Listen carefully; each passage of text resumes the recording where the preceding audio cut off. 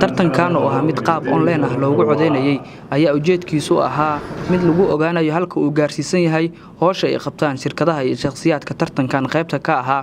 In ku dhow 1 milyan oo qof ayaa ka qayb qaatay codeynta tartankan. Qof walba u tartamaya abaalmarintan Muqdisho Award 2018 ayaa halka ay ka socotay munaasabada abaalmarinta fadhiyay lama ogeyn shakhsiga ama ganacsiga markaasi guuleystay ka hor inta aan la furin warqad lagu xandaabay magaca guuleystaha oo markaasi ay kala furayeen shakhsiyaad loo aqoonsaday in abaalmarintan ay guddoonsiinayaan guuleystaha sanadka 2018. munaasabadan waxaa lagu abaalmarinayay guuleystayaasha 16 waji oo si online ah uga soo dhex muuqday Muqdisho Award ayaa xalay lagu qabtay Muqdisho waxaana ka soo qayb galay munaasabada mas'uuliyiin kala duwan oo ka tirsan dawladda iyo marti sharaf kale oo madasha lagu casuumay iyo guuleystayaasha sanadka Muqdisho Award. xiise gaar ah ayay lahayd abaalmarintan maadaama tartamayaasha loolan adag uu ka dhex muuqday intii ay socotay munaasabadan.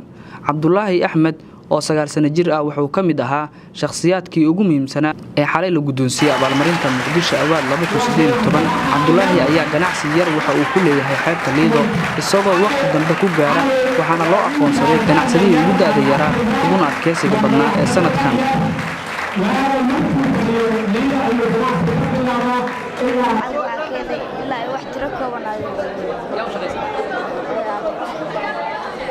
idaacadda kulmiye oo ah idaacad maxalli ah kana howlgasha Muqdisho ayaa xalay noqotay idaacaddii ugu wanaagsaneed ee sanadkan.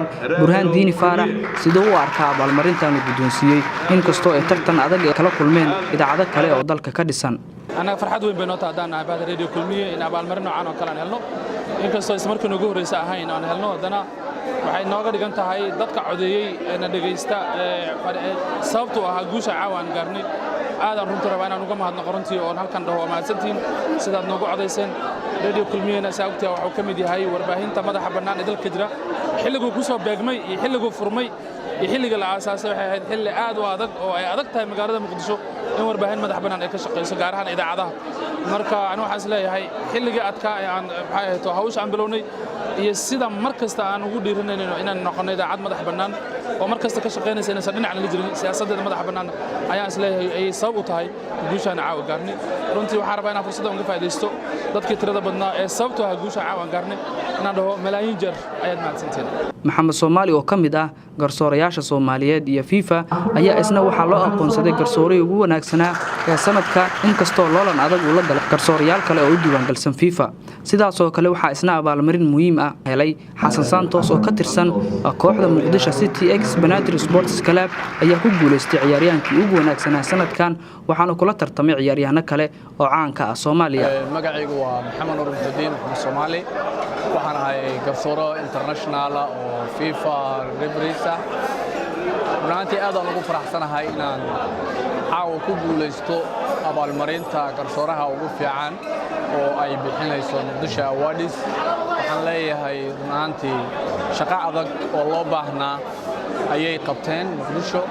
anoo magacaygu ku bilaabay Xasan Maxamed Xasan Santos horta abaalmarintan aan ku guuleystay aad iyo aad ugu faraxsanahay. shaqooyinkii aan qabto oo liigu ogaa sanadkan ciyaareedka socday aan liigu abaalmariyay taageerahayga taageer ma dhihi kari walaalahay oo alshaan ay wada codeeyeen aad iyo aad ugu mahadcelinaa. waxaa xusid mudan in tartankan uu ahaa mid lagu codeynayo social media ama qaab online ah iyadoo 1 milyan oo qof ay u codeeyeen tartamayaasha xalay abaalmarintan ku guuleystay. inkastoo qof walba dadaalkiisa lagu abaalmarinay xalay haddana magacaygu waa Aamina Badr Khaliif waxa ay ka mid ahayd shakhsiyaadkii xalay guuleystay oo la abaalmariyay.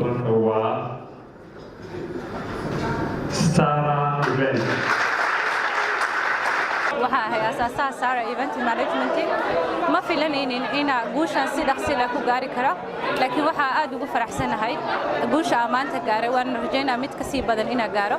waxa kale oo u mahadcelinayaa dadkii dhammaan ii codeeyay asxaabtayda intay garanaysay inta ay garanayeen intaba u mahadcelinaya. si qaasana waxa ugu mahadcelinayaa dhalinyarada soo abaabushay Muqdisho Award 2018. sidoo kale qof walba mudnaa in la abaalmariyo ayaa xalay loo arkaa inuu ahaa shakhsiga ugu wanaagsanaa uguna adkeysiga badnaa sanadkan isla markaasna la guddoonsiiyay. magacaygu Maxamed Ali Barrow abaalmarinta abaalmarintan aan ku guuleysanay waxaa ku guuleystay ururka dhalinyarada mutadawiciinta Soomaaliyeed SOIFDA hormaantii ka shaqeeya arrimaha bini'aadanimada iyo caawinaadda dadka danyarta ah. Bismillah, magacaygu waa Maxamed Cabdi Xuseen Yamani waa maamulaha shirkadda Bin Caarif. Markii ugu horreysa waxaan u mahadcelinayaa Muqdisho Awaadis, marka xigtana waxaan u mahadcelinayaa macaamiisheena sharafta leh ee ayaga sababta leh inaan ku guuleysano. Naaji Axmed Maxamuud waa gudoomiyaha Muqdisho Awaad waxa uu sharaxayaa ujeedka barnaamijkan ay ka lahaayeen in ay u qabtaan bulshada Soomaaliyeed iyo Cabdullaahi Goobey oo isna ka mid ah mu'assisiinta Muqdisho Awaad ayaa si gaar ah Jubaland TV ugu warramay ujeedka barnaamijkan. abaalmarintan waxaan u qabanay in aan abaal marino bulshooyinka Soomaaliyeed ee waliba gaar ahaan ku nool magaalada Muqdisho in dadkii guuleystay ee sanadkan waxa la muuqda ka qabta magaalada in aan abaal marino dhiirigelino oo si aan u helno dad kaleeto ayakana ku dhiirada oo firfircooni iyo kalsooni dheeraad ah magaalada loo helo si waliba qaybna ay uga qaadato bilicda magaalada oo dhiirigelin aan u helno ayaan u sameynay barnaamijkan si uu u noqdo barnaamij dad badan ay ku sii xirmaan. Ujeedada ugu weyn oo aan ka lahayn Muqdisho Awaadis 2018 waxay ahayd in hal-abuurada ganacsi iyo aqoonyahanada Soomaaliyeed dadka dadaalay oo wax ku oolka bulshada u ah loo qabto tartan lagu cabirayo guuxa dadweynaha. Dad badan ayaa isku arkay inay ahaayeen dadka ugu wanaagsanaa sanadkan inkastoo abaalmarintan qaab online ay u dhaceysay haddana laga guuleystay sidaas oo ay tahay qaarkood saaxiibadii ayaa qaba in abaalmarintan shakhsiyaadkii xalal guddoonsiiyay laga mudnaa. Cabdikariin Shidane, Jubaland TV, Muqdisho.